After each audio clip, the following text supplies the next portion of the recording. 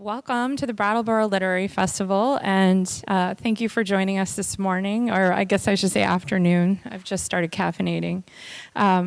We are going to be hearing from two wonderful authors, Emmeline Clein and Anna Shechtman.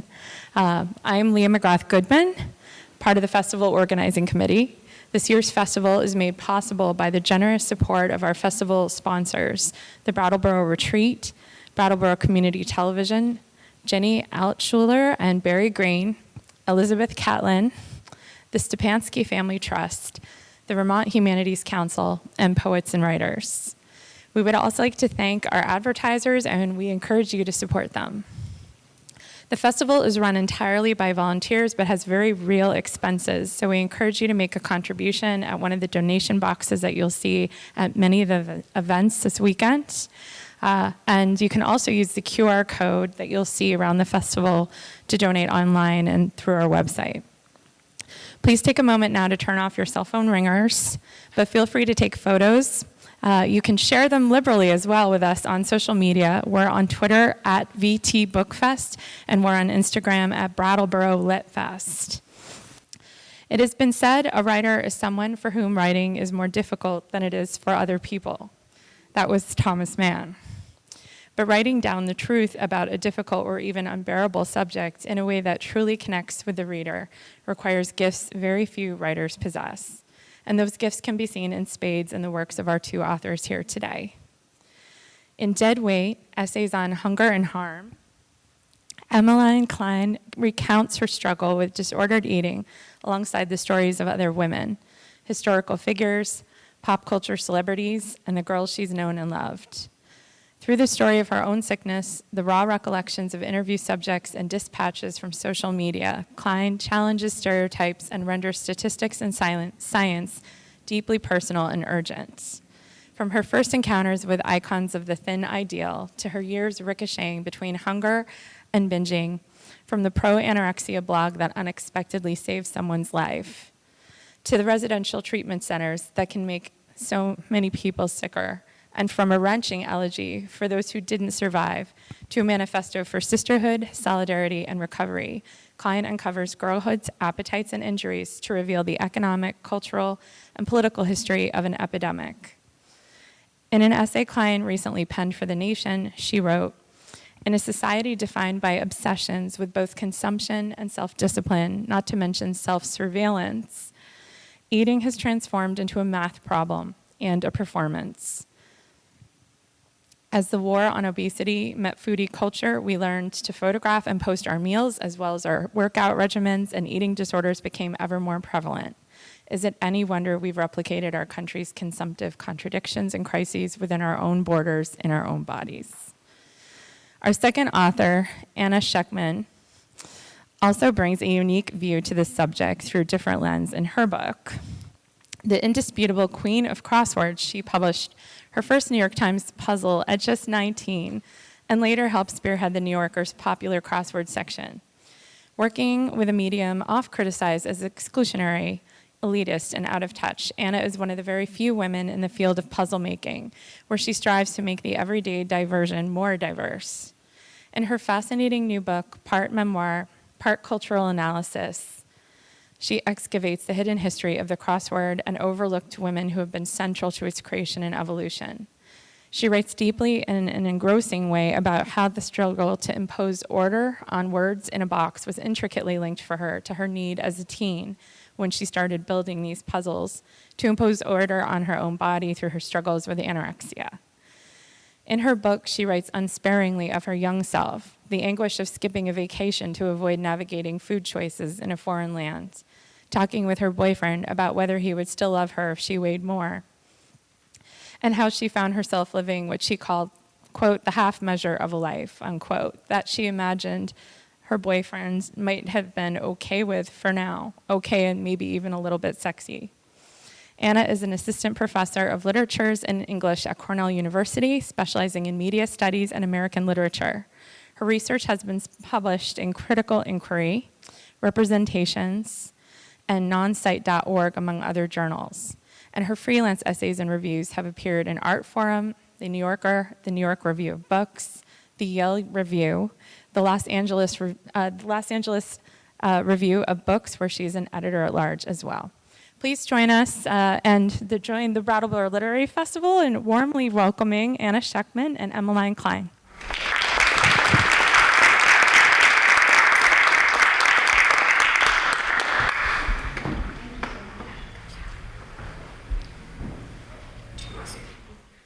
Yeah, do you want to start? Should I go first? Okay, cool.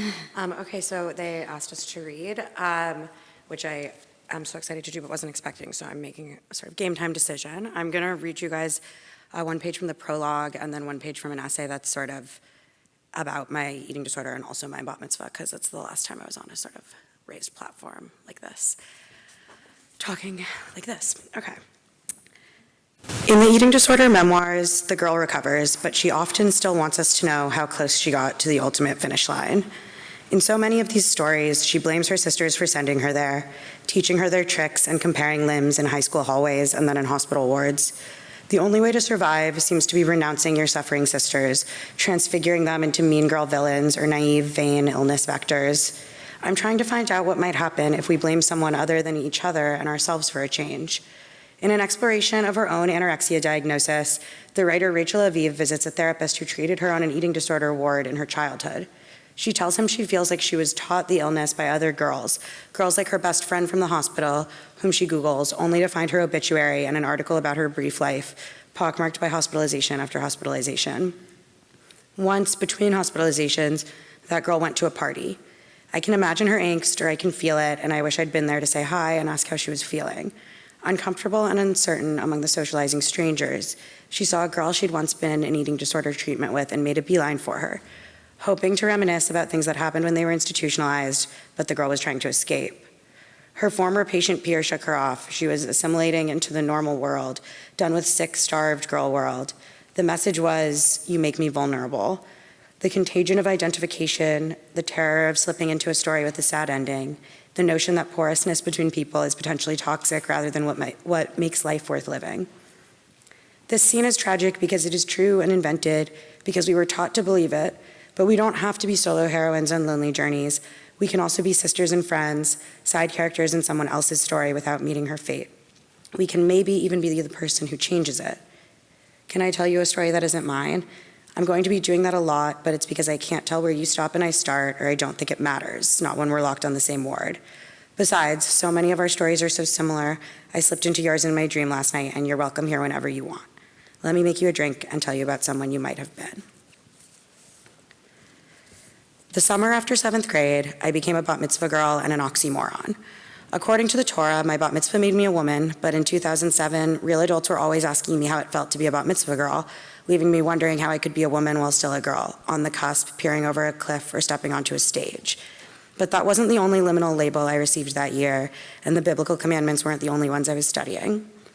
The year I spent practicing my Torah portion was also the year I first oriented my life around losing weight, and the year I first heard a doctor say the words eating disorder, though he didn't say the words I am ashamed to admit I desperately wanted to hear, anorexia nervosa. The words he chose instead were eating disorder not otherwise specified.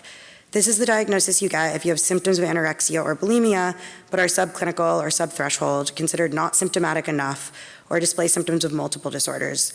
Often, as in my case, these patients are simply suffering from anorexia's behavioral, cognitive, and emotional symptoms, but are not considered underweight enough to be deemed anorexic.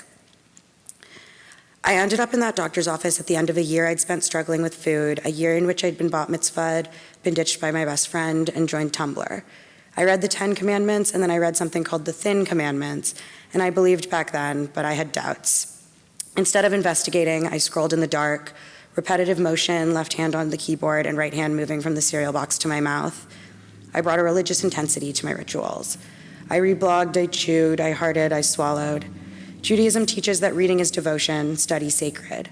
So I sought out an education in the only realm that ever felt spiritual to me, whisper circles and chat rooms. On the internet, girls taught me the commandments they lived by. I mouthed words and memorized, found the marked page in the Tanakh and practiced my Torah portion, and then night fell and I logged on. I studied the screen, the poems about eating disorders and the food logs and the quotes from starlets who died young and thin. Eating disorders and Judaism and girlhood, these mazes and matrices, spiritual planes on which you can be lost and found at the same time. The girls on Tumblr lived according to rules that involved food, but also feelings and a higher power. Things you can and can't eat and why. Judaism has rules like these too. Kashrut, a system of Byzantine bylaws bounding meals and words and prescriptions and guilt. My Torah portion was the story of the red heifer, a female cow used in a ritual purification ceremony. In order to be eligible to die to purify someone, she must be spotless, a single shade all over, and she must never have been pregnant, milked, or yoked. This is female purity. Smooth, sacrificial, untouched, hasn't worked a day in her life. When the same story is told in the Quran, Moses calls for a sacrificial red heifer, neither a calf nor immature, between two conditions. This too is part of purity. No longer a girl, not yet a woman, the perfect age to die sacrificially. I chanted the story in Hebrew, hungry. I was creating my own kashrut, a system of fasting and ritualistic rules cobbled together from magazines, diet books, blogs, eating disorder novels, and Google searches. I hadn't yet gotten my period or kissed anyone and wouldn't for years. No longer a girl, not yet a woman. Thank you.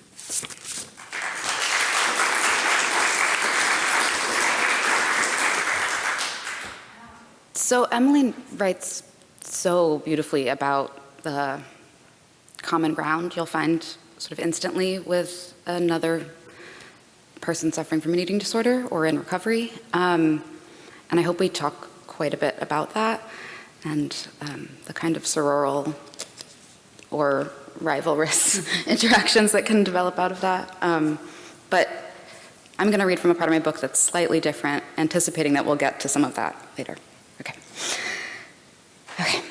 The evolution of the crossword puzzle is indebted to women who lived with a very clear sense of what it meant for them to be successful. They were wives, mothers, and homemakers. They have largely been forgotten, perhaps because the puzzle's inventor was a man. But, as we have seen, Mrs. M.B. Wood can claim the first crossword ever published under a byline in 1914.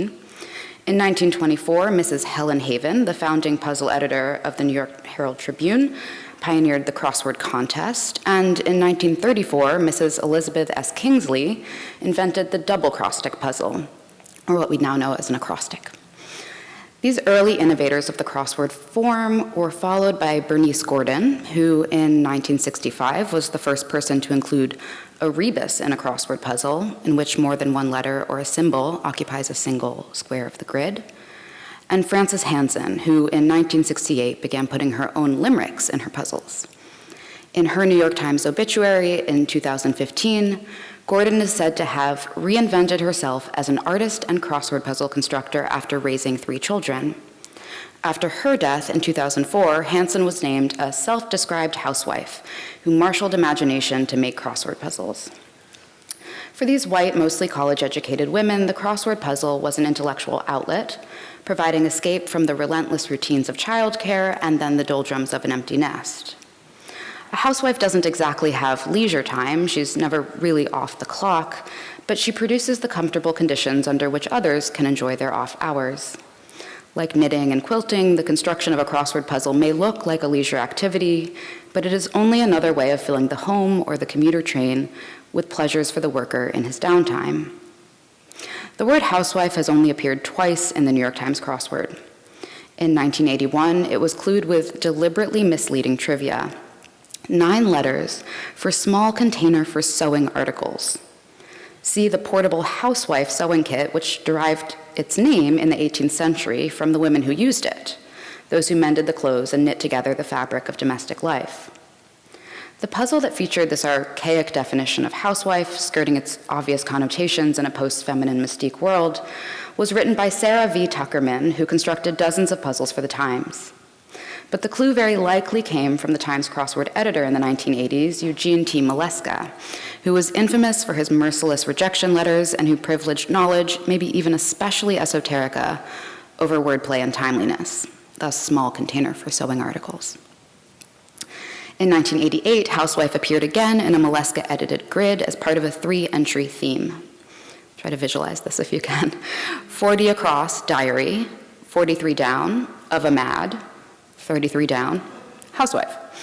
The 3 answers were collectively clued homemaker's memoirs, an almost impossibly flat translation of the theme entries, making no reference to the 1970 film Diary of a Mad Housewife that, along with Wanda, A Woman Under the Influence, and An Unmarried Woman, divorced the image of the housewife from domestic bliss on the silver screen. Although this 1988 puzzle appeared under no byline, it was constructed by Jane S. Flowery.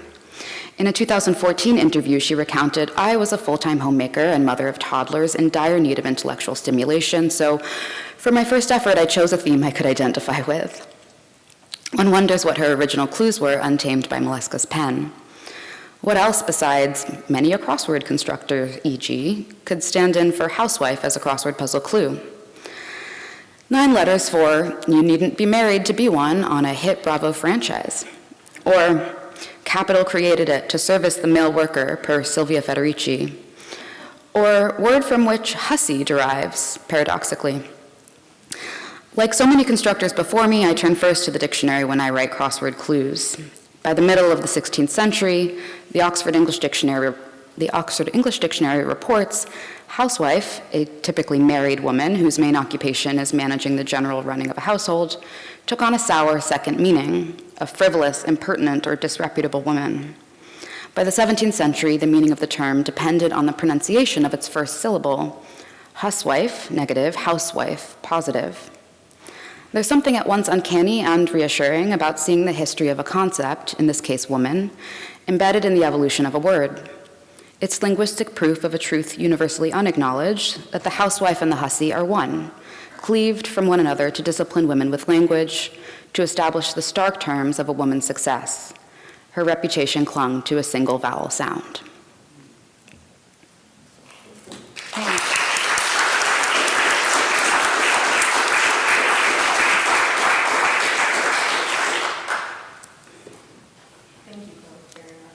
Is this Yeah. work? Okay. Thank you both very much for beginning this with excerpts from your books. Just as an introduction, my name is Mary Alamo. I'm a postdoctoral psychology fellow at the Brattleboro retreat. I'm very honored to be moderating the next portion of this event today.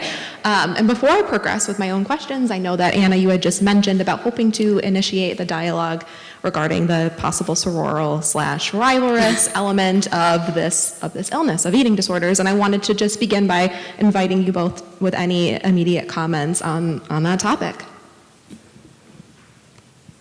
I guess I started it, huh? Well, no, I mean, either way, you go first. Yeah. I'll say I really loved reading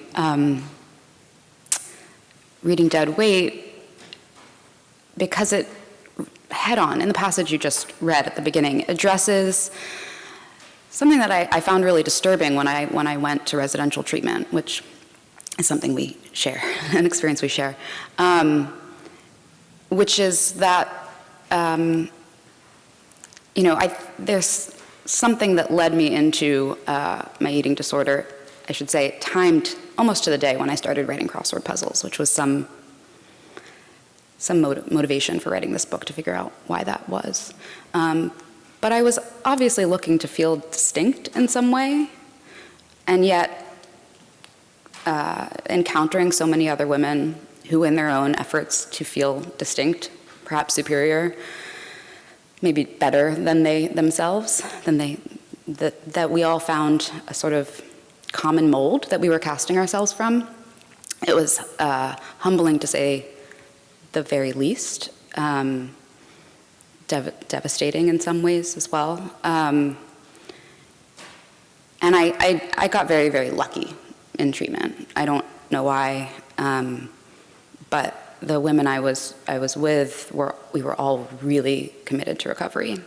Partially that's because we were in an adult unit, which meant we weren't committed there by our parents.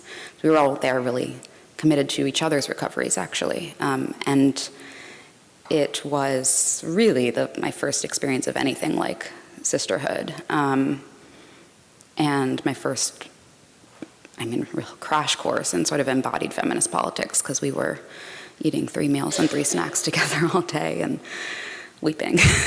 But I just think right from the first page of your book, you address that kind of, that paradox, right? That we're striving to be special and yet find ourselves in a shared, I don't know, it's hyperbolic, but it's also a common metaphor, a shared cage. Yeah. Maybe not hyperbolic, actually. Yeah, I know a lot of those places get real carceral real fast. Yeah. I mean, I think everything you just said is so true and intelligent. I think what's so kind of knotted and difficult to reckon with about the relationships you develop with other people with eating disorders, whether that it's in treatment or in a like unspoken way at a dinner party or whatever it is that, a lot of times the eating disorder began in this impulse that's like an impulse for not self-betterment, but to be a version that you might already know is not going to be the best version, but is the one you have very quickly noticed in society is going to be the one that gets you the best reception, right? And so you are like, it's this quest for distinction and superiority, but you're using, even before you meet the other people in the ways you just described, you are already in this kind of like ghost sisterhood because you're copying people, whether it's somebody you saw in a tabloid or somebody you saw at the middle school dining table doing something that seemed like a fab idea or like whatever it is. And there's always, this really fascinating kind of tension between the competitive impulse that develops and the really intense sense of care you have for someone else who's going through it, and the way that those can intertwine in a way that you can support someone's recovery because you want to be thinner than them. You can also support someone's recovery out of an impulse to do it alongside them. And you can also, in an earlier stage, be on a message board,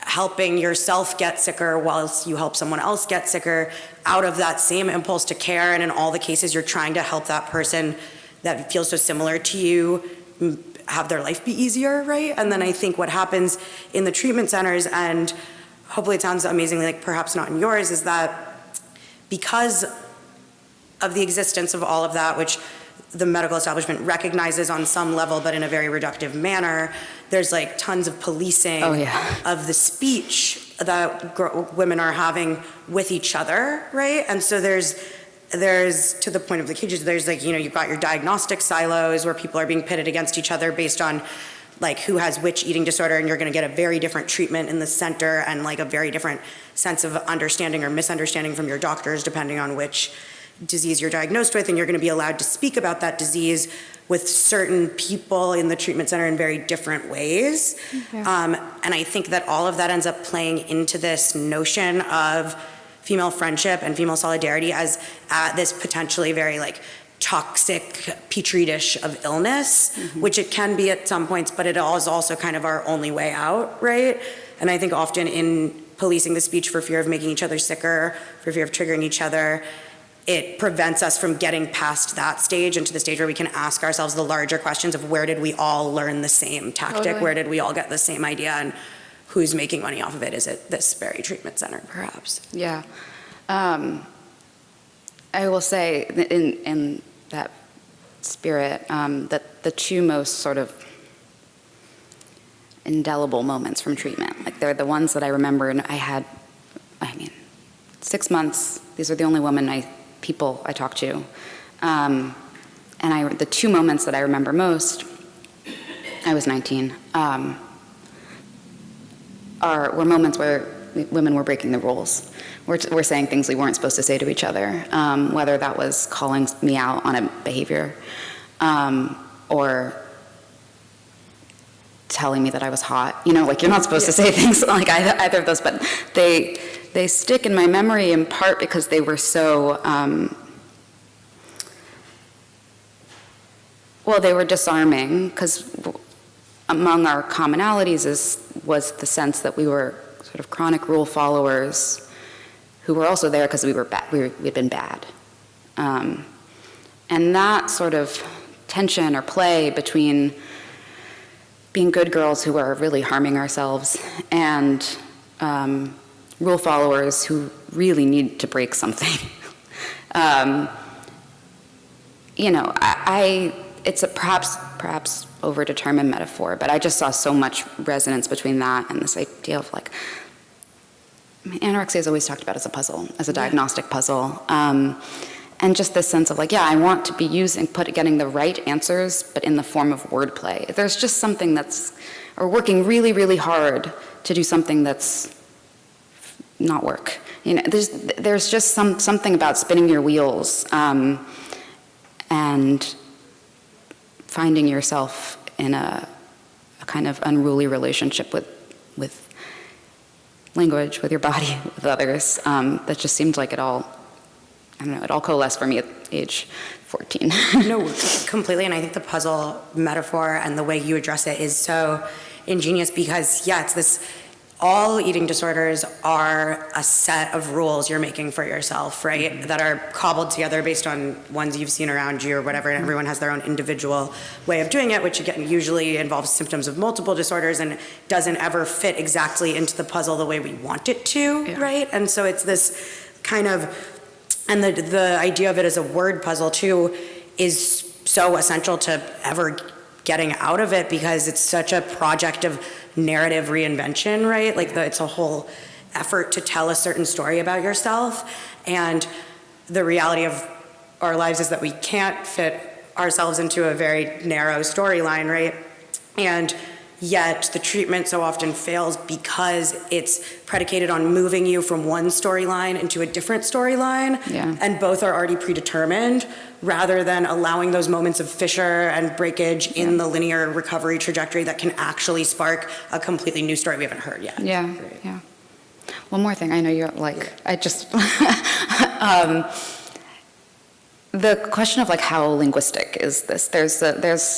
I mean, you're actually way more studied in the clinical literature than I am, but I did come across these various, and they're kind of clinical cliches that like the anorexia is trying to speak with her body, and then words become a dangerous commodity to her, or she won't speak through language, only as a sort of like hysterical symptom or something. And what's always struck me as so wrong about that, even though I'm sure there's a lot of truth in it, is that all of the people with eating disorders I know are so verbal and so smart and are doing the stupidest thing in order to really, truly speak with their body. But in addition to the many paradoxes of this disorder is that it's not just intelligence and stupidity, which is really there, but also like so articulate, which is something that obviously comes through in your book. And as you speak about it, it's like how to find... I just feel like we're in this very long history, actually, of women who are continually trying to find the words to describe this speechless impulse. Right, and I think that's so true. And also, it's like so many people with eating disorders, are so verbose, but it's sort of like maybe no one was listening to do something else. But I don't want to. I have more to say, but you can ask a question, and then I'm sure we'll circle back to it. Okay, absolutely. And actually, the next question that I have kind of contextualizes the manner in which these are obviously very idiosyncratic illnesses. The manner in which they emerge can be so unique from person to person. And yet, there's this underpinning that is obviously incredibly relational, incredibly sociocultural. And I'm curious if you could speak a little bit to the manner in which you find an incredibly personal illness to have a backdrop within a much larger shared disorder, perhaps, is the best way to describe it. I think for me, realizing how, like this whole realizing how almost impersonal and unoriginal it was really what allowed me to like begin a very long process of recovery that like didn't, for me, happen in treatment and happened instead through like a lot of like self-education and communing with other people. And I think that like, because so much literature about eating disorders has historically been kind of siloed off into either just like a straight memoir, which usually follows this one kind of linear, straightforward trajectory, right? And is often still written with like, with like a bit of pride and can easily be like misread as a manual, and itself is just a genre that has allowed a lot of people to get sicker in moments when they wanted to, even as much as it's also offered like community and help and care. And on the other hand, you have self-help books, which are often super condescending and are just being sort of like, you're overvaluing thinness, and here's a CBT tactic. I'm sure that'll fix it.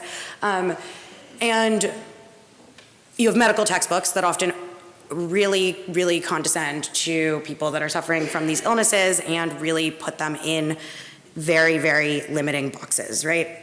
And sort of medicalize the disease to a degree that ignores all structural considerations. Like, I think my book actually might go a little like too, like some people think like too far on the like structural, like misogynistic and racist beauty standards and stuff, because eating disorders are not exclusively about that at all. And they're often this search for control and all these other things.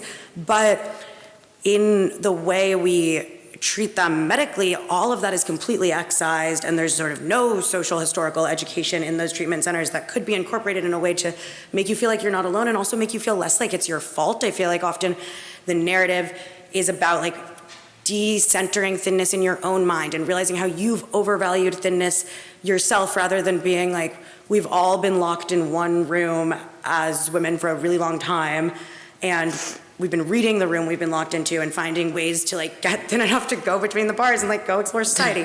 So it's just sort of, I think, yeah, it was very important to me to make this book a very like choral narrative, so that it didn't fall into that kind of, here's how I did it, like I got out and like leave all my girls behind because they're so sick and they actually made me sicker, and instead sort of be like, I'm still sometimes in that room, sometimes I'm out there. And also like all of our stories have these hinge points where they inflect and refract off of each other and are not just like a bunch of us like soldiers on their own like healing journeys, I guess. So it's kind of all over the place. But. No, I want to basically co-sign that and have more I could say about it, but maybe a slightly different tact, because there is a memoir component of my book, obviously. And that's because one, as I mentioned, one motivating question I had when thinking about what I might want to write was, why did I start starving myself and start writing crossword puzzles at the same time in my life? It's like a riddle.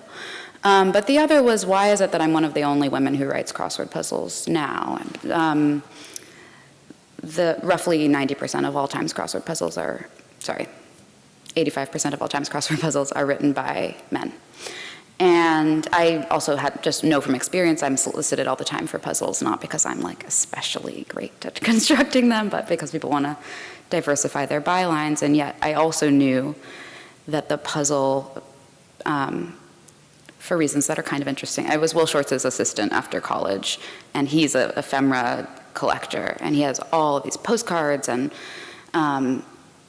records from novelty songs from the 1920s, what was known as the jazz craze. And there's all of this strange historical association of the flapper with the crossword puzzle, including incredible, songs like "Crossword Mama, You Puzzle Me, but Papa's Gonna Figure You Out." Like those. But it goes on because the early puzzle was not just written by almost exclusively women, so we have this gender inversion that interests me, but also it was associated almost like a displaced symptom. Like there was all this anxiety around the crossword puzzle that seemed to be about its disruptiveness to specifically the family. And it seems like it was a displacement about anxiety for first-wave feminism, because this inscrutable woman was the crossword mama. She was sort of as inscrutable to patriarchy as this new puzzle form. And so all of the ways the puzzle was coded as feminine and now is sort of coded as masculine because it's something that maybe word nerds do, and word nerds tend to be men. There's also an interesting history of technology that runs through this too. Puzzle started to be understood as like an interesting, I'm gonna wrap this up. Puzzle started to be seen as an interesting natural language processing question, so a lot of computer programmers got interested in constructing crosswords. So the whole field masculinized, and why I wanted to be part of this masculinized industry, or understood as a word nerd or smart in this particularly, at this point, male-coded way, seemed relevant, but what was more interesting to me is that going back and learning about whether it's, Ruth Hale, who founded the Amateur American Crossword Puzzle League, and also the Lucy Stone League, which was agitating to have a woman have the right to retain her own name after marriage, or Margaret Farrer, who founded the New York Times crossword puzzle, or all of these different women, Julia Penelope, who wrote lesbian separatist crossword puzzles. As I was learning more and more about them, there was something like deeply symptomatic about their relationship to the crossword. They all had really distorted relationships to language and their own bodies. That became really clear to me. And so this moment of my own life where I felt like there's clearly some relationship between my disorder and this pastime I've developed, it started to feel a lot less arbitrary and incidental as I learned more about these other women, which is just to say that there's as much as various efforts to sort of historicize eating disorders will kind of start in the late 1970s, or really talk quite a bit about the early aughts when there was sort of a skyrocket in anorexia and all eating disorders. That there's a much longer history that it goes obviously far back, further than the Jazz Age, which Emmeline really outlines. But this historical cultural work, is to me obviously important and relevant, and I think does help. I definitely found some sort of catharsis in re-encountering these women, especially because they're not role models. They're messy, but there was a form of identification that was meaningful. Yeah, I really relate to that idea of finding someone that's not a role model, and I was really trying to do that in this book with being okay, I want to neither I feel like what the options have been either straight demonization, this fake public figure got a lot of people sick, or she's so iconic, let me be like her, and sort of be no, we're all really struggling here, and even the ones nobody's story is ending as happily as I'd like to see, so let's sort of find some kind of middle ground. But just to quickly respond to a couple things you said, because there's so much so interesting in there.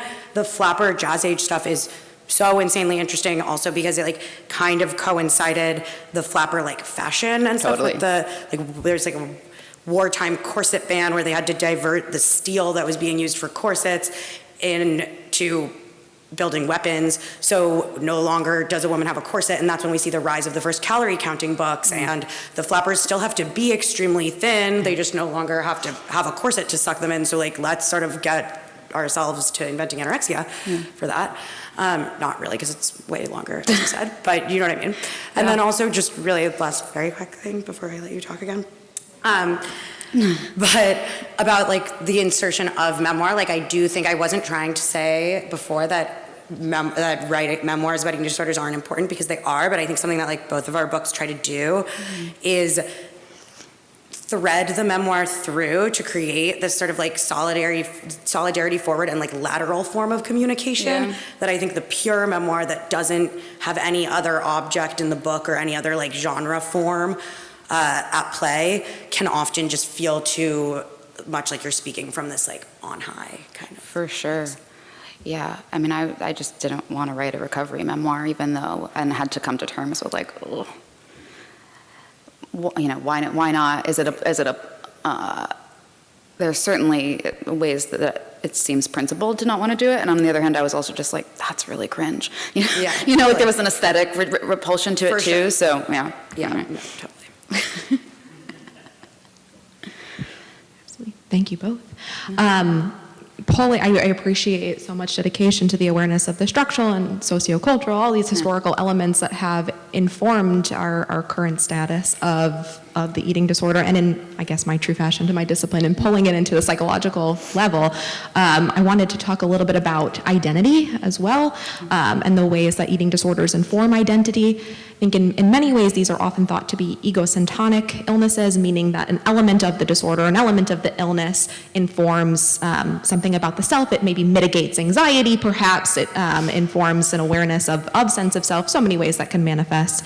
And of course, I don't want to exclude some of the other more more recently understood feeding disorders that perhaps are not as quite egosyntonic, and I think the disorders of interest here that we are discussing are more oriented towards self. So just in the notion of identity, obviously these illnesses are being, they're manifesting in a culture in which there are certain identity characteristics that are, of course, more valued than others. And there seems to be something quite reassuring in the development of something like anorexia nervosa or any kind of eating disorder that suggests you are progressing towards that ideal of what it means to be a woman, what's valued as womanhood. And so I'm curious about your experience of like seeking to identify with that disorder, with this thing, this known thing by others. I'm wondering if you could speak a little bit to the experience of like trying to construct identity around an eating disorder. I think we can both definitely do that. You want to go for it? Sure. Yeah, I mean, you kind of heard a bit about that in the part about my sort of bat mitzvah era. I think, yeah, when you're a young woman in this country in 2007 and also now, it does, I think, like, in the same way that I was speaking before about the treatment centers and the medical understandings of eating disorders sort of seeming to offer you a few different storylines to choose from in terms of like how your illness manifests and how your recovery might. I think growing up in such a like saturated culture of pop culture and television and YA novels and stuff, you also feel like you're being given kind of you're in like a grocery store of identity options, right? Especially if you're somebody who has any form of social anxiety and is struggling, like perhaps socially in middle school, as someone like me might have been. And so I think what is really fascinating about, I think what might be interesting or relevant about my story is like, I wanted so badly to take on these roles of these like doomed women I was seeing in like television shows and YA novels and even like that big high literature I tried to read. And then even once I thought I was getting so good at it and was being like, oh my God, my mom noticed how skinny I am, she's taking me straight to the doctor. And then the doctor sort of like bring her back when she like loses like 20 more pounds, like it's fine. And then ending up getting this diagnosis that basically means that, but like, okay, fine, you really seem to want to get her some treatment. And so I think it was super interesting for me, and probably might be part of why like the treatment doesn't, I don't know, but like it was interesting in the process of identity formation because you have this disease that's defined by the dread of not being thin enough, and you have a diagnostic paradigm that tells a subset of people suffering from all the symptoms of that disease that they do not actually have that identity, right? And it can make you so much sicker, but it can also make you realize that I think it helped. I think it's also perhaps could be part of the reason I never got even sicker, because getting that anorexia like trophy and identity can be so alluring and feel like you understand yourself suddenly. And I think being forced to stay in this like liminal space where the eating disorder was not actually the main thing about me because I didn't want it to be, because it was an embarrassing version of it, and trying to figure out like who I actually was and what it was actually functioning as over the next like decade and a half to 2 decades, right? So like, I think, and that's part of why in this book, like I think I really try to argue that I think that the continuing subdivision of diagnoses that we keep doing, where we're like, oh, well, that was so bad that we had eating disorder, not that they were specified, so let's have atypical anorexia instead, as though that's not just going to do the same thing, and just be like, you're sort of like a really bad anorexic.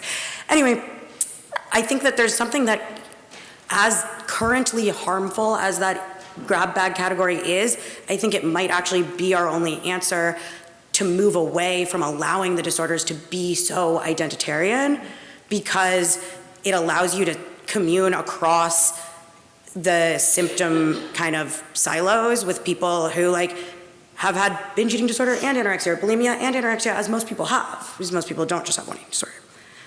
So yeah, I guess that's how I'll start. Yeah. I guess the question a little bit like points to the intersection between the psychological and the social, right? Which is definitely, that feels right in terms of what it it's not that I started starving or started writing crossword puzzles because I particularly enjoyed either, to be honest. Although there were there was a sensation, a physical sensation of doing both at the same time that actually made me feel almost like weightless, right? I don't want to romanticize that because it was, I think when I now think about how much crossword constructing is done, I was doing it by hand, but now it's done by the computer. It's like, oh yeah, I wanted to actually just be a computer. Like I didn't actually want to deal with this whole thing.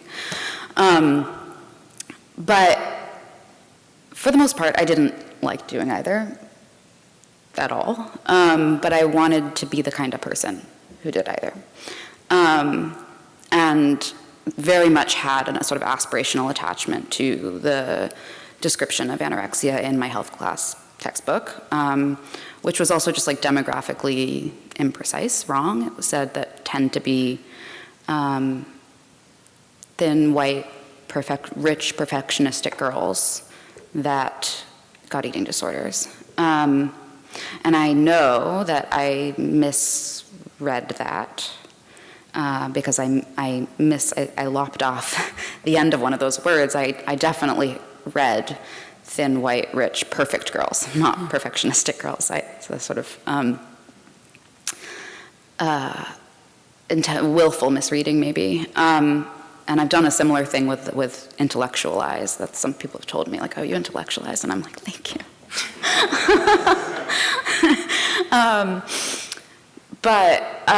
Right, so there's a sort of aspirational sense that I have enough of these, right? And there's a sort of me that I might be able to love if I can just actually conform to this description, this diagnosis. And there's almost a pathway to like, okay, I just need to do X, Y, Z, and then I can find some sort of identity security. I'd actually wish I understood it a little bit. I think you actually understand it better than I do. This sense that if like these girls are good girls gone bad, that why would it, like the good girl in me want to attach to that? Which it certainly did. And I read a little bit about how around the time that I went to college, the sort of cultural connotations around anorexia started to move from the good girl to that of the perfect girl. And it's really, I think, a little embarrassing to see your own psychosexual trajectory mapped out so neatly in these two labels. The idea, the good girl, it maps on historically to the sort of female chauvinist pigs moment. Mm-hmm. Which is to say that the perfect girl is just like the good girl. She does very well in school. She excels in all her extracurriculars. She's very thin. And she also has like a voracious sexual appetite. So think like Samantha instead of Charlotte, right? And, you know, I was not immune to that, to although very unaware, very unconsciously started to re-identify. And in my own pretentious ways, started to do it by like way of an interest in like Lacanian feminism, but whatever. The point is that these markers, these labels, which are completely socially developed, did provide a sense of psychological solace, stability, and we're back to our paradoxes, stability that turns your whole life into a very precarious battle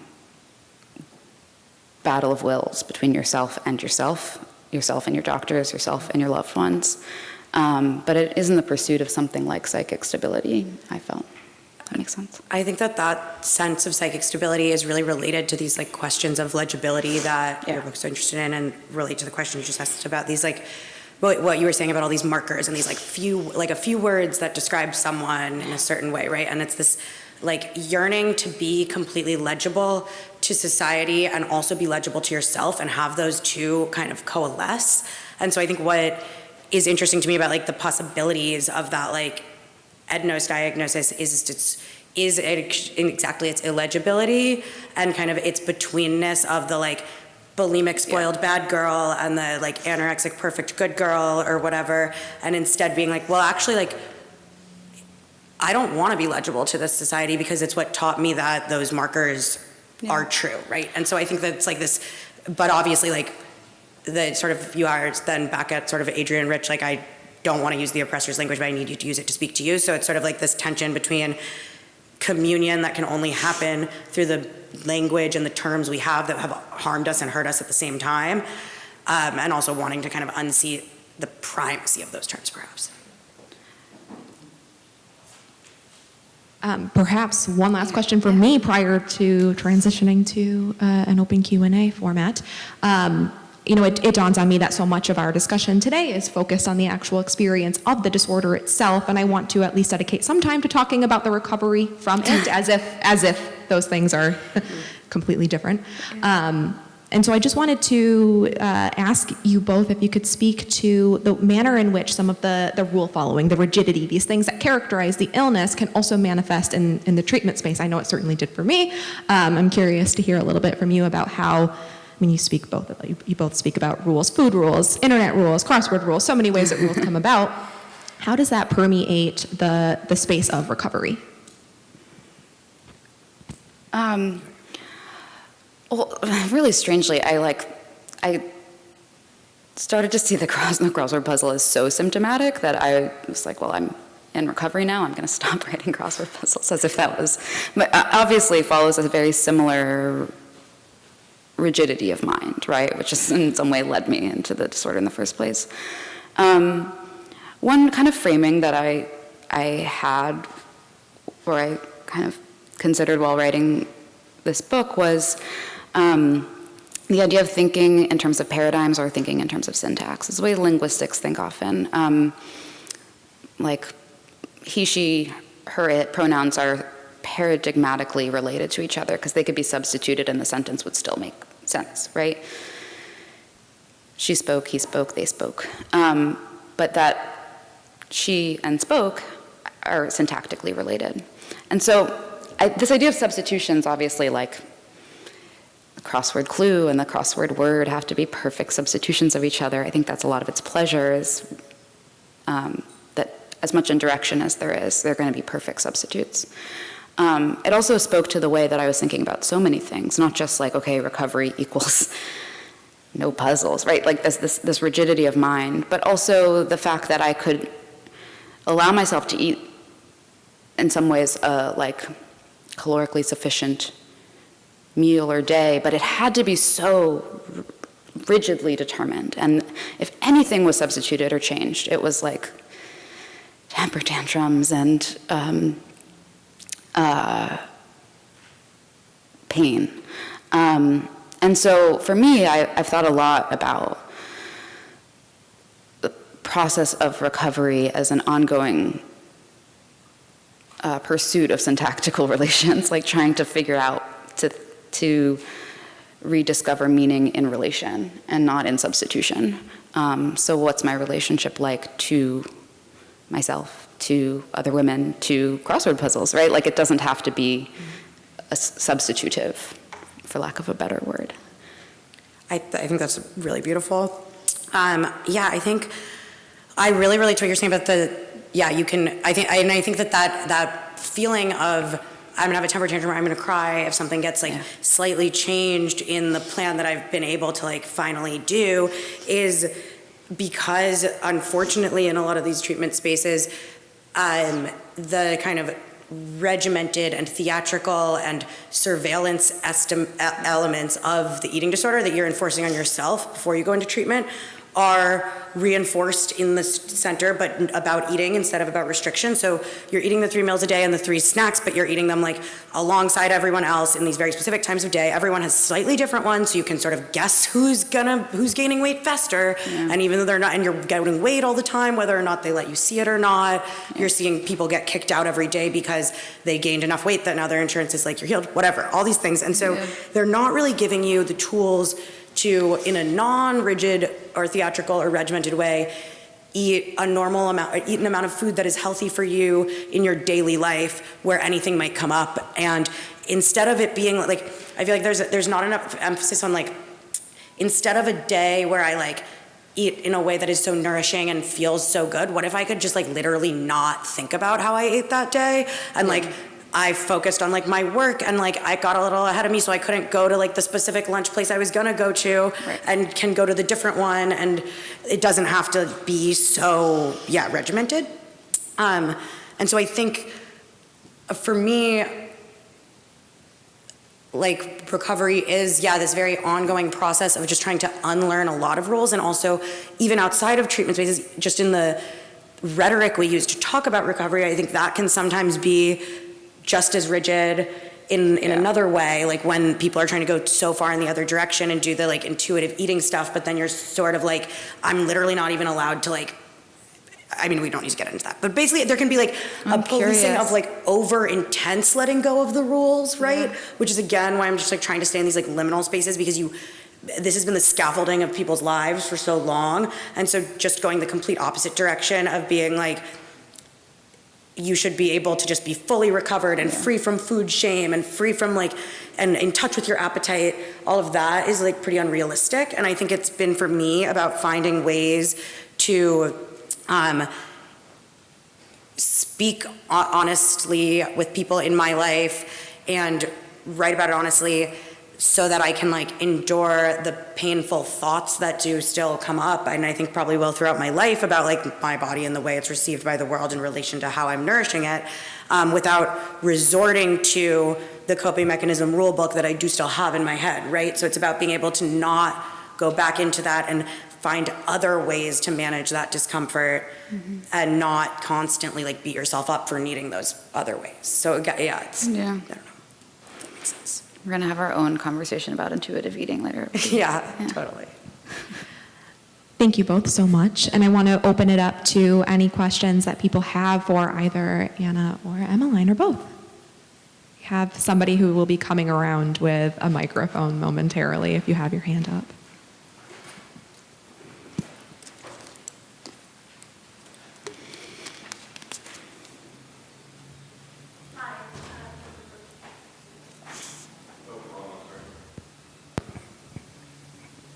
Hi, thanks for being here.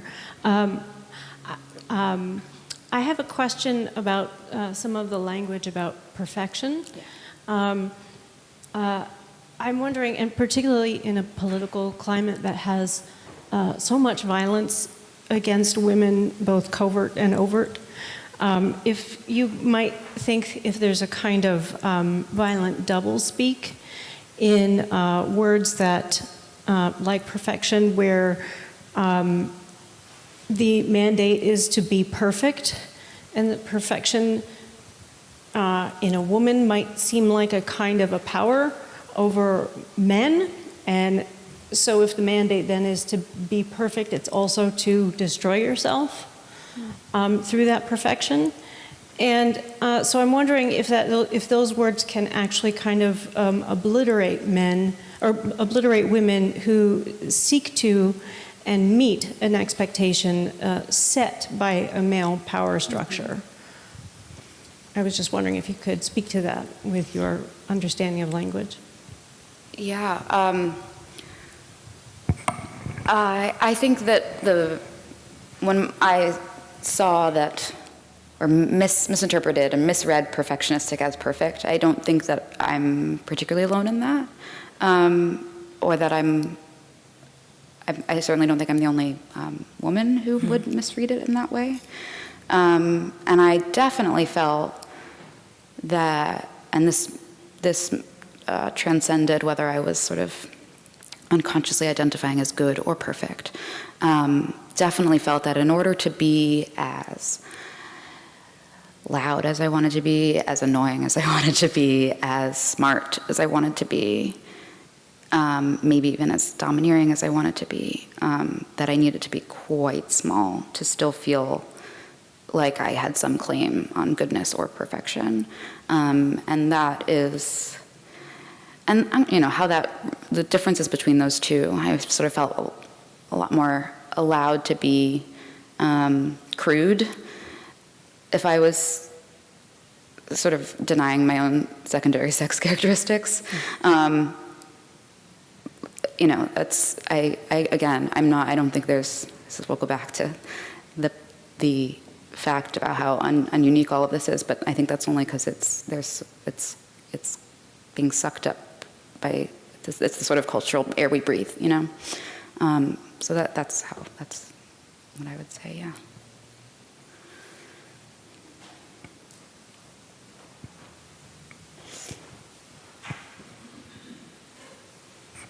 Hi, so I want to thank you both. This past January I turned 50. From the time that I was 14 to the time that I was 30, I was severely anorexic. I never was in treatment, but I had therapy up the wazoo. You're never not going to be anorexic, right? And I think what's important for me to ask you both, since I'm significantly older, I have 2 daughters now. Mm-hmm. I never had the social media factor. Yeah. Mm-hmm. And so neither of them, I'm acutely and almost hyper acutely aware of monitoring if I think that either of them will have an eating disorder. And knock wood right now, I think we're good. But what would your advice be as the younger generation of ways that I can try to redirect or I know I can't prevent it in terms of the ideas that manifest and germinate in our brains, and that's why you become an anorexic. The control, the safety, all those reasons that never really leave you, I feel like. Although I'm significantly better having been able to have children. My mother sadly is no longer with me, but my gynecologist told her that I wouldn't be able to have children when I was 15. And she kept this awareness and information for so long prior to my having children. And when I got pregnant, she told me, by the way, this is something I could never tell you because I know that would never motivate you and make you understand. So what do I do? How do I fortify them against this like timeless problem that I don't sadly think we'll ever eradicate, but we can definitely kind of stalwart ourselves to fighting? Yeah, I think specifically to speak to the social media for a moment, I think what's different now and something that we should all be talking about more and the media should be addressing a lot more is kind of the really, really dangerous algorithmic situation we're in.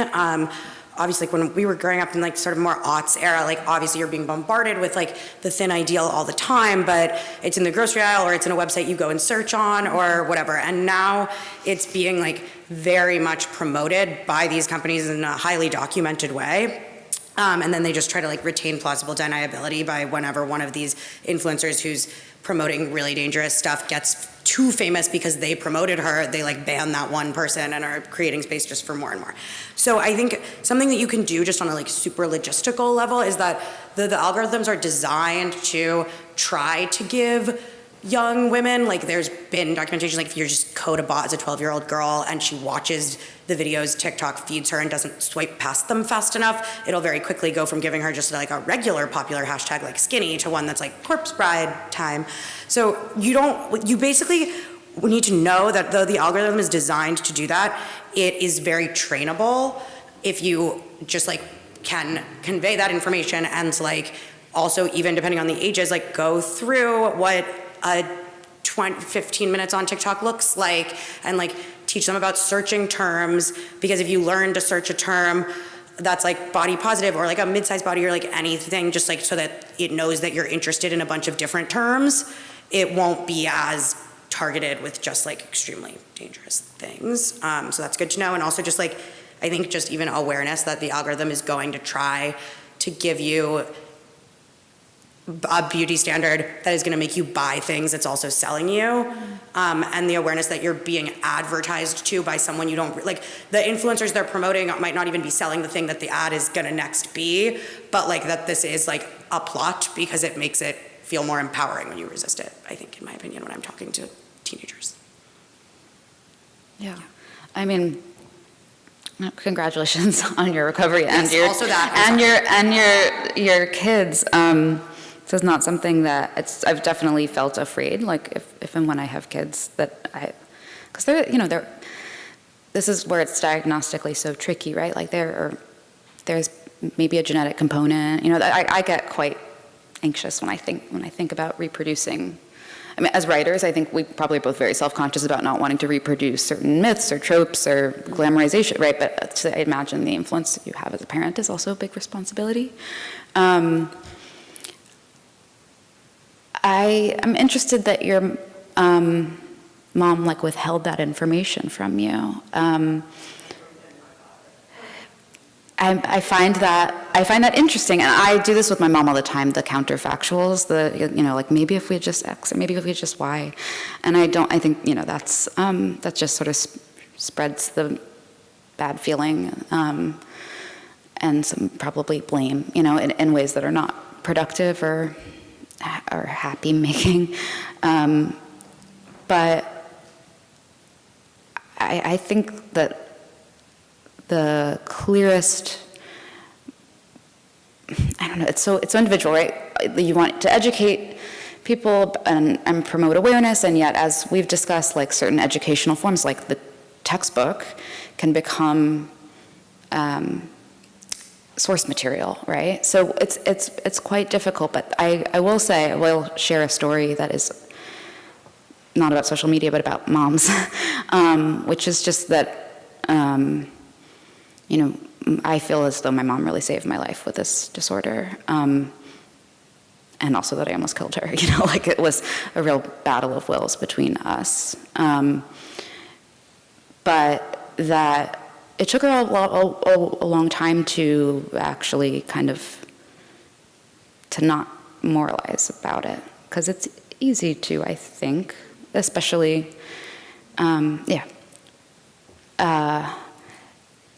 and so I think the extent to which you can communicate that basically this is a horrible thing, but that you understand it as well, I think that can only be a gift to them. That's my sense. Yeah, totally agree. Yeah. I think we have time for one more question. This is for Anna. This is a crossword. Oh, good. I've actually written to Will Short several times over the years about that same concept of why there are so few women constructors, because I've actually been constructing since Eugene Molesca's days. I actually met him a long time ago at a What's your name? literary festival down in Falmouth, Massachusetts, and anyway. Yeah. Wait, sorry, what's your name? You write. Alice Charks. No. Okay. Anyway.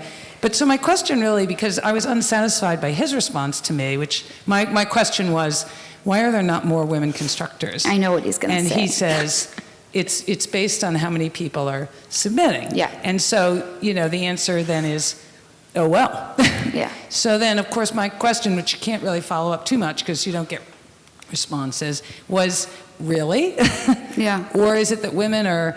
And so I'm Totally. really curious from your point of view too. So Yeah. is it that women are out there constructing and feel frustrated because they're not published, or are they not or are they seeking different avenues for doing their publishing and not the New York Times, for instance, because they're taking 85% of men who are the constructors? And so where do you think that has been going over the decades? Yeah. And yes. No, it's such a good question. It's a really hard question, right? Because it is it's the pipeline problem, right? Which means it's a structural problem. Also allows people to sort of not, it lets you off the hook a little bit, right? To say, I'm just not getting the submissions. And there have been a lot of efforts to try to mentor, and I think positive and successful efforts to mentor women, and I'll say also non-white constructors. There's actually no data on how white New York Times constructors are. There's reasons for that, in that they don't racially profile constructors, but anecdotally, I'll just say the first black woman to ever publish a crossword puzzle in the Times was in 2021. And it was during African American Constructors Week, and she was actively courted. I mean, she's an amazing woman, Soleil Saint-Cyr. She's she's a junior at Harvard, and I went to Cambridge, and we had a conversation with her friends about like sort of DEI initiatives like that are like obviously really well intentioned, but also made her feel kind of crappy because she's like, I didn't really deserve to have this record. But we ended up also getting into a conversation that I think might get towards an answer to you, which is, there are certain just like material changes in the nature of the workforce that can explain to a certain extent why the number of women crossword constructors dropped off in the 70s, right? Like women are supposed to do mostly the same amount of housework and childcare, and they have a job. Like, when are they going to do this rarefied, underpaid puzzle work as well? Remember, it was like these kind of overeducated for their station white housewives who were bored when their kids were at school or keeping their mind active. So that's a very different woman than the working mom of the 70s. But material conditions can't account for why there are no black crossword constructors in the Times, or can't exclusively account for that. And so I had a conversation with Soleil, because then I also went back and I looked in like historically black newspapers, black magazines like Ebony and Jet, no crossword puzzles.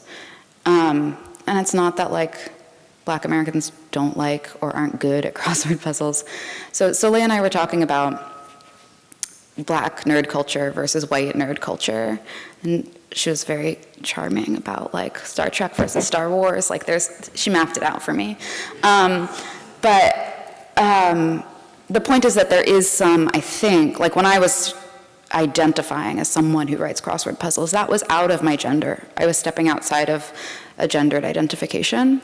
And so there's obviously some sort of psychosocial thing that is making it so that women feel like this isn't the outlet for their intelligence, reinforced, by the way, by the fact that all the crossword constructors are men, and that I will say I have a lot of love for Will Shortz, but he asked me to write a crossword puzzle for the American Crossword Puzzle Tournament, and I was like, oh, that's really nice, because we've butt heads every once in a while around specifically this issue, so it felt really nice of him to ask me. And then I sent him my grid, rejected it. And then I sent him another one, rejected it. And we don't have the same taste in puzzles, and it is because our frames of reference are different. And so my puzzle that I ended up writing for the tournament, which was awesome, because there were 1,000 crossword solvers speed solving my puzzle. It was trippy. It ended up being rejection letters, and so once you solved it, the letters that were taken out of each key phrase was NOPE. Just to be like, I get it, but we don't have a shared sensibility, which is not only informed by gender, but largely informed by gender. So that will also inform the rejection rate, and then perpetuate the sense that this is man's work. It's a lot of factors. Thank you both so much. And I know that we're up against time and we could probably go on and on, but I want to just emphasize our gratitude for having Anna and Emmeline here today to talk about their books. Thank you both so much.